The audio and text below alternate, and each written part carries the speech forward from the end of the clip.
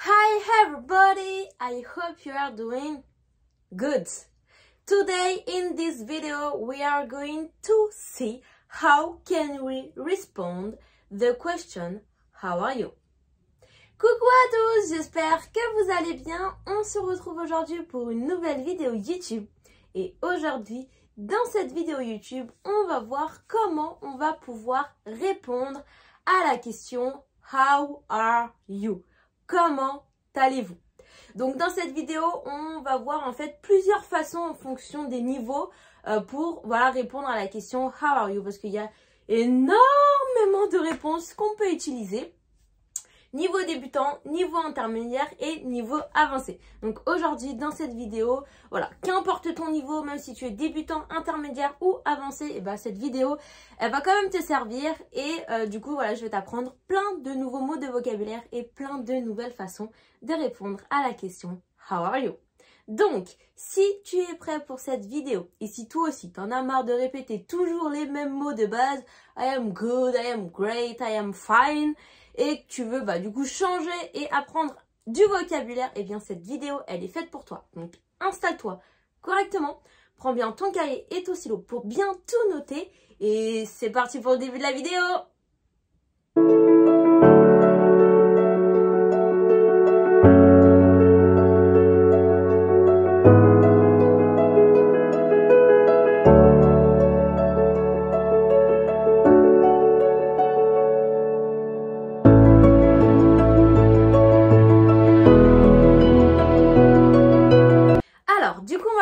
Cette vidéo, bon, je vais pas vous répéter toutes les phrases qu'on connaît déjà, mais voilà, si jamais vous avez un niveau débutant en anglais, il n'y a aucun souci, voilà, quand on vous demande how are you, à répéter les phrases I am good, I am well, I am great, I am fine, voilà, il n'y a aucun souci à utiliser ces phrases pour répondre à la question, mais vraiment aucun souci.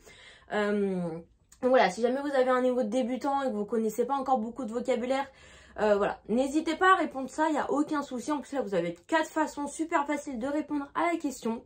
Donc voilà, il n'y a aucun souci pour ça. Par rapport à good and well, les deux en fait sont exactement les mêmes mots, sauf que well est un peu plus formel que good. D'accord? Donc par exemple, si jamais voilà, vous êtes dans un milieu professionnel, évitez d'utiliser good et utilisez plutôt well, great or fine. D'accord, plutôt que good. Good, c'est un petit peu plus familier que les autres. D'accord, mais sinon, voilà, vous pouvez très bien les utiliser. Il n'y a vraiment aucun souci pour ça. Maintenant, on va passer au niveau supérieur. Donc, si jamais, voilà, vous avez un niveau intermédiaire, eh bien, à la place de toujours répéter I am good, fine, well and great, eh bien, vous pouvez tout simplement utiliser l'adverbe pretty juste avant ces mots-là. Pretty, donc, on connaît l'adjectif pretty qui veut dire joli. Ok, mais là, j'ai pas dit l'adjectif, j'ai bien dit l'adverbe. Donc, l'adverbe pretty, ça veut dire assez. D'accord, donc si vous dites I am pretty great, I am pretty fine, I am pretty well, I am pretty good. Voilà, toutes ces phrases-là, vous pouvez les dire et ça veut dire je vais assez bien. Tout simplement, d'accord, toutes ces phrases-là, ça veut dire la même chose, je vais assez bien. Ensuite, vous avez un mot qui est à peu près le même, mais qui du coup est un peu plus formel que, voilà, pareil, donc à dire dans un milieu professionnel ou à des personnes que vous ne connaissez pas. Donc à la place du mot pretty, vous pouvez dire quite. I am quite good, I am quite well, I am quite great, I am quite fine. Voilà, donc là c'est la même chose, ça veut dire je vais assez bien. Mais quite, c'est vraiment un mot qui est assez soutenu. Donc voilà, ne dites pas ça à vos amis, ils vont vous rigoler au nez. Donc voilà, dites plutôt ce mot dans un mot voilà, assez formel, assez professionnel. Ok? Et pour finir, vous pouvez aussi utiliser le mot really. I am really good, I am really fine, I am really great, I am really well. D'accord? Donc là, ça veut dire je vais vraiment bien. Donc voilà, si jamais vous pétez la forme, vous allez super bien, vous pouvez utiliser le mot really. Je vais vraiment bien. I am really good. Super, on continue maintenant avec le niveau au-dessus. Donc voilà, on va avoir des petites formulations de phrases que vous pouvez dire pour dire que vous allez bien. Là, on est toujours dans le bien. Là, on va bien, on est en forme, tout va bien dans le meilleur des mondes, on vit notre best life. Donc voilà, là on va voir des réponses au niveau du dessus. Donc premièrement, vous pouvez dire I have never been better. Je n'ai jamais été aussi bien. D'accord? Donc là, voilà, vous pétez la forme. Vous voulez dire que vous allez super bien, que vous pétez la forme. Eh bien, I have never been better. Je n'ai jamais été aussi bien. Ensuite, deuxièmement, vous pouvez dire so far, so good. Celle-là, cette expression-là, je l'ai ultra entendue aux États-Unis. Aux États-Unis, ils l'utilisent tout le temps. So far, so good. How are you? So far, so good. Donc, so far, so good, ça veut dire jusqu'à maintenant, ça va. D'accord? Donc, so far, jusqu'à maintenant, so good, ça va bien. D'accord? Donc, voilà. Ça, c'est une formulation de phrase qui est ultra utilisée aux États-Unis surtout. Donc voilà, retenez-la bien celle-là parce que on l'utilise beaucoup. So far, so good, jusqu'à maintenant, ça va. Ensuite, on a la phrase better than I deserve. Mieux que je ne le mérite. Donc là, on dirait que cette phrase est un peu négative, mais pas du tout. En fait, c'est vraiment une façon positive de dire que vous allez bien et même plus que bien, quoi. Vous pétez vraiment la forme plus que normalement et plus que vous devrez le... Voilà. D'accord? Donc, c'est vraiment pas une phrase négative. C'est vraiment une phrase positive. D'accord? Donc, better than I deserve. And deserve means mériter. D'accord? Deserve, c'est le verbe mériter en français. Ok? Et pour finir, on a la formulation can't complain. Je ne peux pas me plaindre. Donc là, c'est pareil. Cette phrase n'est pas du tout négative, mais elle est très très positive. Voilà, donc ça veut dire bah tout va bien, j'ai rien à me plaindre de, tout va bien dans ma vie. Voilà, j'ai vraiment rien à me plaindre parce que tout va bien. D'accord? Donc can't complain. Ok?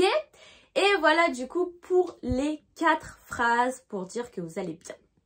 Maintenant, on va voir quelques formules de phrases et quelques mots pour remplacer I'm okay. D'accord? I'm okay, ça fait vraiment basique quand on dit ça. Donc, évitez de le dire s'il vous plaît. Dites plutôt I am good et tout ça que I'm okay. Parce que I'm okay, ça veut... Voilà, c'est vraiment basique. Donc, I'm okay, ça veut dire que vous allez bien, mais sans plus. D'accord? Voilà. Bon, là, on pète plus trop la forme. Là, on a descendu d'un petit étage, pardon, j'ai bugué.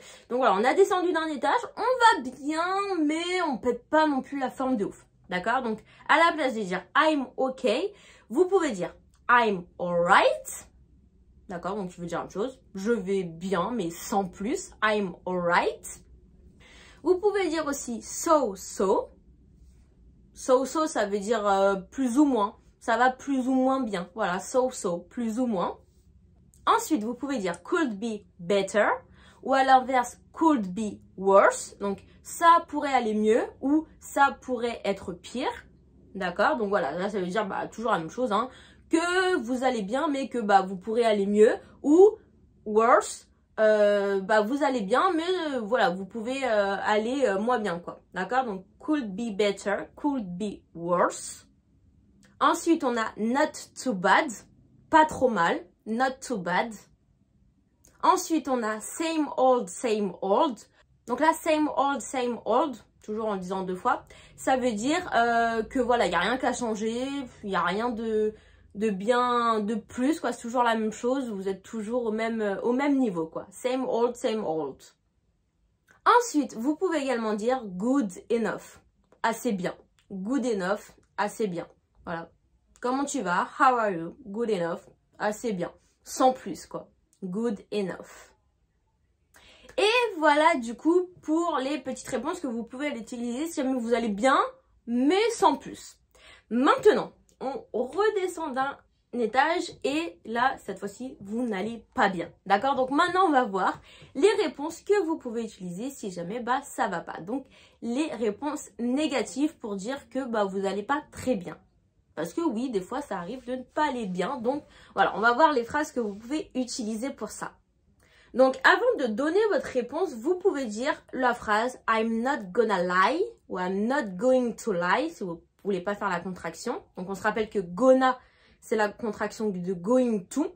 Je vous avais déjà fait plusieurs vidéos sur les contractions. Donc, je vous invite à aller les revoir si jamais vous connaissez pas cette contraction. Mais du coup, voilà. Gonna, I'm not gonna lie. I'm not going to lie. Donc là, c'est pour commencer votre phrase en prévenant du coup la personne que ce que vous allez dire, ça va être négatif. Que voilà, vous allez pas bien. I'm not gonna lie. Je ne vais pas te mentir, ça va pas. I'm not gonna lie, I feel terrible. Je vais pas te mentir, je me sens pas bien. D'accord? Donc feel, c'est le verbe se sentir. Terrible, du coup, ça veut dire, voilà, je me sens terrible. En français, on le dit pas, mais voilà, en fait, ça veut dire je me sens pas bien. Ensuite, deuxième réponse, vous pouvez dire I'm not doing so well. Je ne vais pas tellement bien. I'm not doing so well. Vous pouvez également dire I am struggling a bit. Donc le verbe to struggle, ça veut dire lutter. Donc voilà, vous luttez un petit peu. Ça veut dire voilà, je me sens pas bien et je lutte pour me sentir bien. D'accord? Il y a des choses qui vont pas dans ma vie et je lutte pour que les choses s'arrangent. Ensuite, vous avez l'expression I am snowed under ou alors I am under pressure. Donc là, voilà, ça veut dire que vous avez trop de pression sur vous au travail. Voilà, où on vous demande trop de travail, vous avez trop de pression et voilà, vous êtes sous pression, vous êtes sous la neige. Du coup, là, c'est une expression être sous la neige. Donc, avoir la tête sous l'eau, on dirait en français. Et en anglais, on dit être sous la neige ou être sous pression. I'm snowed under or I'm under pressure. Ensuite, vous avez également It's been a bit a tough week. Donc là, voilà, si jamais vous avez une semaine très difficile, très dure et que voilà, cette semaine-là, elle était vraiment très compliquée, vous pouvez dire cette phrase-là. It's been a bit a tough week. Tough qui veut dire dur. Une semaine très dure. Ensuite, vous avez aussi la phrase It's not an easy time at the moment. C'est pas une période facile en ce moment. D'accord? Donc si en ce moment ça va pas, voilà, il y a plein de choses qui va pas, voilà, vous pouvez dire cette phrase. It's not an easy time at the moment or I am not having an easy time at the moment. Et on va finir du coup avec une dernière expression. Et l'expression c'est I am feeling a bit under the weather. Donc si on la traduit mot à mot, je me sens un petit peu sous la météo, sous le temps. Donc voilà, ça veut dire que quand vous vous sentez pas, quand vous vous sentez sous le temps, under the weather, c'est pareil, under snow or under pressure, ça veut dire que voilà, vous vous sentez pas bien en ce moment, voilà. En cette période-là, par exemple l'hiver, vous ne vous sentez pas bien, vous êtes triste, etc. Donc voilà, to feel under the weather. Et voilà du coup pour les réponses négatives, si jamais ça ne va pas bien et que voilà, vous voulez pas dire que vous allez bien, mais vous voulez dire justement que vous n'allez pas bien, voilà les phrases que vous pouvez utiliser. Maintenant, si jamais on va toujours pas bien, on est toujours triste, voilà, on n'est pas dans notre mood, mais on n'a pas envie de plomber le moral de la personne à qui on parle et donc on a envie de lui dire qu'on ne va pas bien, mais de façon un petit peu fun, un peu drôle, voilà, on va pas bien, mais on n'a pas envie de montrer à l'autre personne qu'on va pas bien. Voilà, on n'a pas envie de mettre une mauvaise ambiance. Donc voilà, là je vais vous donner des petites phrases pour dire à la personne que vous n'allez pas bien, que vous êtes triste, que vous passez un mauvais moment, mais de façon un petit peu funny. Donc pour ça, on a l'expression overworked and underpaid. Donc cette expression, ça veut tout simplement dire que voilà, vous travaillez beaucoup, mais vous êtes sous-payé. D'accord? Donc voilà, ça c'est pour tout simplement dire que voilà, vous donnez beaucoup alors que vous recevez moins. Voilà, overworked and underpaid. Ensuite, on a aussi l'expression slowly but surely dying actually. Donc voilà, là cette expression on peut pas vraiment la traduire parce que ça ferait quelque chose de bizarre, mais en gros ça veut dire que voilà, plus le temps avance et plus vous allez de plus en plus mal quoi. Et une qui me fait ultra rire, enfin moi je trouve celle-là elle est super marrante, j'aime bien la dire, c'est somewhere between blah and meh. Voilà, c'est-à-dire quelque part entre quelque chose de négatif et quelque chose de négatif quoi, quelque chose qui ne va pas et quelque chose qui ne va pas quoi. Enfin je sais pas, moi je la trouve super marrante celle-là. Donc voilà, donc là je vous ai donné 3 phrases pour dire, enfin pour faire comprendre à la personne en face de vous que vous n'allez pas bien, mais de façon un petit peu drôle, histoire de ne pas plomber votre discussion. Et voilà, du coup, c'était toutes les différentes façons de répondre à la question « How are you ?» Avant de vous laisser sur ça, du coup, on va voir également comment on peut retourner la question. D'accord? Donc, par exemple, on vous dit « How are you ?» Vous répondez que vous allez bien, que vous allez moyennement bien, ou que vous n'allez pas bien du tout. Et ensuite, il faut retourner la réponse. Voilà, sinon la discussion s'arrête là. Non, il faut quand même dire « Et toi, comment tu vas? Et toi, comment tu te sens ?» D'accord? Donc, pour ça, vous pouvez soit dire « And you ?» Vous pouvez également dire « What about you ?» Et pour finir, si jamais vous parlez par message ou vous parlez à des amis à vous, vous pouvez tout simplement répondre « You ».